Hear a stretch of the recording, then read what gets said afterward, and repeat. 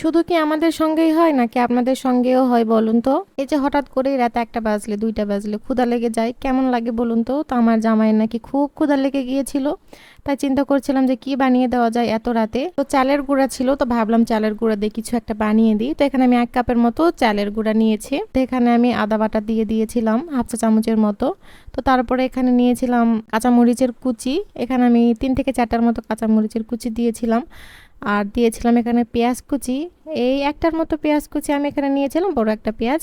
তো এগুলো কিন্তু একটু বেটে দিলে বেশি ভালো লাগে। তো যেহেতু অনেক রাত হয়ে গিয়েছে, তো আমি আর বাটাবাটির ঝামেলায় যাই নাই। তো একটু ছোট ছোট করে কেটে তারপরে কিন্তু এর মধ্যে দিয়ে দিয়েছি।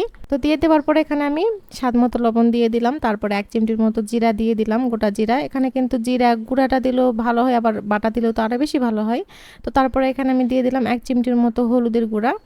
তো দিয়ে দেবার পরে একটু নেড়ে চেড়ে তারপরে মনে হলো একটু গরম মশলা দিত, যেহেতু এখানে বাটা কোনো মশলা দেই নাই, গরম মশলা এই জন্য আমি একটু সামান্য পরিমাণ দিয়ে দিয়েছি।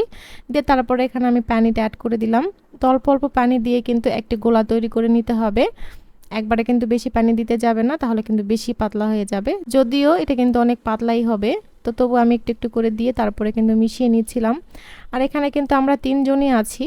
তো আমার জামাই কিন্তু সাইডে ভিডিও করে দিচ্ছিল, আর আমার মেয়েও কিন্তু এখানে বসেছিল। তো ও আমাকে বলছিল যে আম্মু আমি একটু তোমাকে হেল্প করে দিই। তো বারবার বলছিল।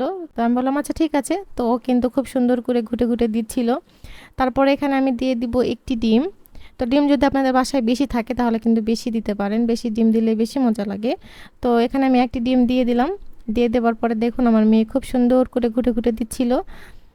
তোর বাবার আমি এটাই বসে বসে দেখছিলাম যে কত সুন্দর করে ঘুটে ঘুটে দিচ্ছে। তো এই তো আমার মেয়ে কিন্তু খুব সুন্দর করে নেড়ে নেড়ে তারপর ডিমটা মিশিয়ে নিচ্ছিল। তো তারপরে বললাম থাক, অনেক হেল্প করেছো, আমি ভালো করে মিশিয়ে নিই। তো এই তো আমার কিন্তু মেশানো হয়ে গিয়েছে, দেখতেই পাচ্ছেন কতটা কিন্তু পাতলা হয়েছে। একদম কিন্তু বেশি পাতলা করি নাই, আবার বেশি কিন্তু ঘনও করি নাই, একদম মাঝামাঝি হবে। ভালো করে ঘুটে নিয়ে তারপর আমি চুলাতে একটি প্যান বসিয়ে দিয়েছি। তো এখানে একটি মজার ঘটনা হচ্ছে, এখানে আমার বর কিন্তু বলছে যে দেখি আমি একটু ভাজি তো কেমন আমি পারি কিনা। তো আমি বললাম যে তুমি পারবা না, ছেড়ে দাও, আমি তাড়াতাড়ি করে ভেজে নিচ্ছি। না সে শুনবে না, দেখুন দিয়ে দিয়েছে। দেওয়ার পরে তরকারি নড়ে না কেন, নড়ে না কেন। তো যাই হোক, দেওয়ার পরে তো বলছে আচ্ছা ঠিক আছে, এটা এইভাবেই খাওয়া যাবে। তারপর মেয়ে আবার এখানে পাকনামো করে বাবাকে বলছে তুমি তো দিতেই পারো না, এখানে দিয়ে দেওয়ার পর এরকম করে ঘোরাতে হয়, নইলে কিন্তু হয় না পিঠা। তা আমি আবার হাসছিলাম সাইড থেকে। তো অনেক আমরা মজা করছিলাম আর কি। তো তারপরেও আবার আমার মেয়ে বলছে যে আমি একটু উল্টে দিই, তো বাবা দেখি তো, তুমি পারবা না, তুমি তো পিঠাটা নষ্ট করে ফেলছো। তো বাবা বলছে যে আচ্ছা দেখি কেমনে উল্টাও, তুমি তো পারছে না পিঠাটা উল্টিয়ে দিতে।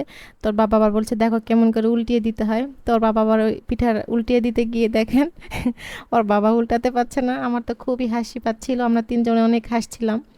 তো যাই হোক, এই তো এই করে করে কিন্তু পিঠাটা আর হয় নাই, পরে শেষ পর্যন্ত আমাকেই নিতে হয়েছে। তো তারপরে এই উল্টে পাল্টিয়ে কিন্তু মচমচা করে ভেজে নিয়েছিলাম এই পিঠাটা। যেহেতু প্রথম পিঠা একটু ছোট হয়েছে, ব্যাপার না। তো আমরা যে আনন্দ খুনসুটি করে ভাজছিলাম খাচ্ছিলাম, এটাই কিন্তু অনেক মজা লাগছিল। এখন কিন্তু প্রায় ২টার মতো বেজে গিয়েছিল রাত। তো আমরা এত রাতে উঠে এরকম কাণ্ড কারখানা শুরু করে দিয়েছি।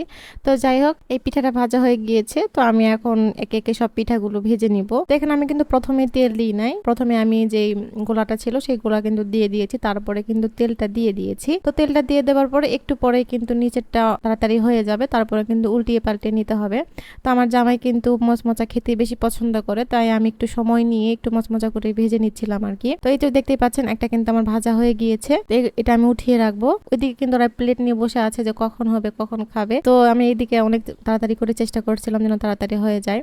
তো তারপরে তো দেখুন একটা কিন্তু ভাজা হয়ে গিয়েছে। তো একে একে আমি এইভাবে সবগুলো ভেজে নিব পিঠাগুলো। তো আবারও কিন্তু আমি দিয়ে দিচ্ছি একইভাবে। প্রথমে কিন্তু আমি তেলটা দিই নাই, প্রথমে আমি কিন্তু ২ চামচের মতো করে আটার গোলাটা দিয়ে দিয়েছি। তারপরে কিন্তু ঢাকনা দিয়ে একটু ঢেকে দিতে হবে।